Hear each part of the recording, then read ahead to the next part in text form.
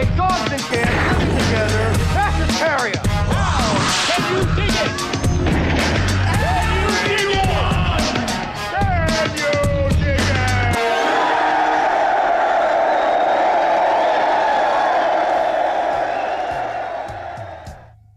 Hey guys, and welcome back to the Lucid Nightmare.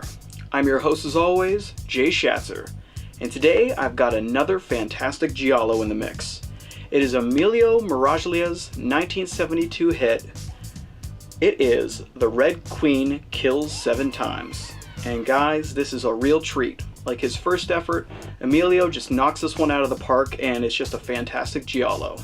So here we go. Here is The Red Queen Kills 7 Times. The Red Queen Kills 7 Times is a fascinating Giallo thriller from Italian genre director Emilio Miraglia.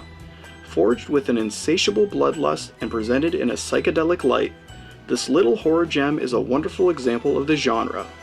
Coming straight off the heels of Miraglia's previous Giallo entry, The Night Evelyn Came Out of the Grave, the filmmaker dives right back into the fray of malicious murders, red herrings, and everything the Giallo archetype can muster.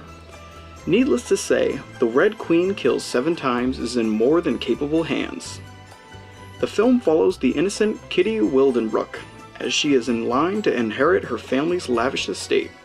The only problem lies in her family's dark past, where legend tells of one of her ancestors dubbed the Red Queen, a jealous and spiteful woman who murdered her sister in cold blood. Since that day, a curse has been laid on her family, and at present time it seems as if the Red Queen is back on a tirade of revenge and murder. One by one, Kitty's friends begin succumbing to an unknown killer, and all the evidence points to her crazed ancestor, the Red Queen, who now seems to have taken the form of her estranged sister living in America.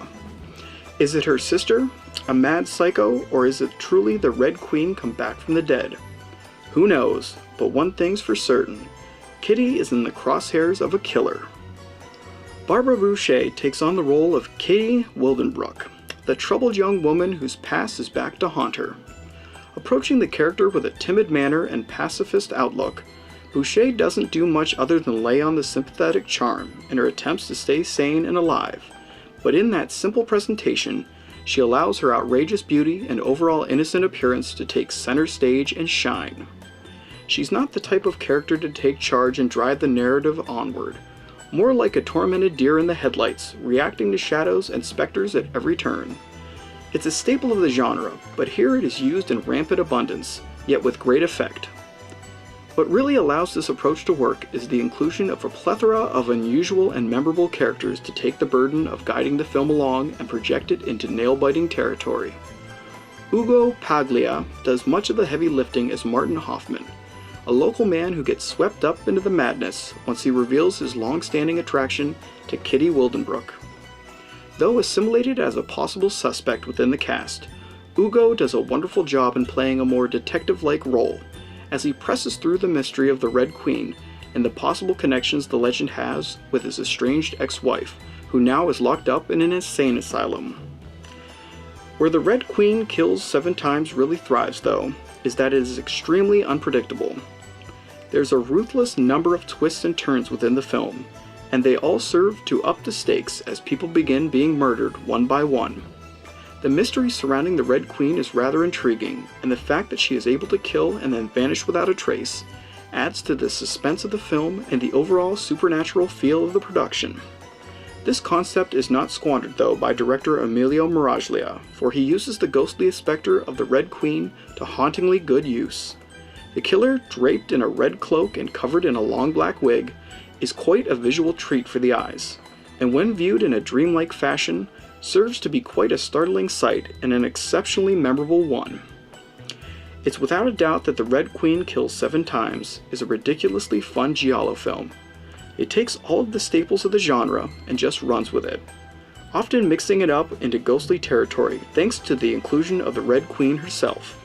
Bordering on a slasher revenge story, the film combines unique tropes of the horror genre and blends it into the typical Giallo formula for outstanding results.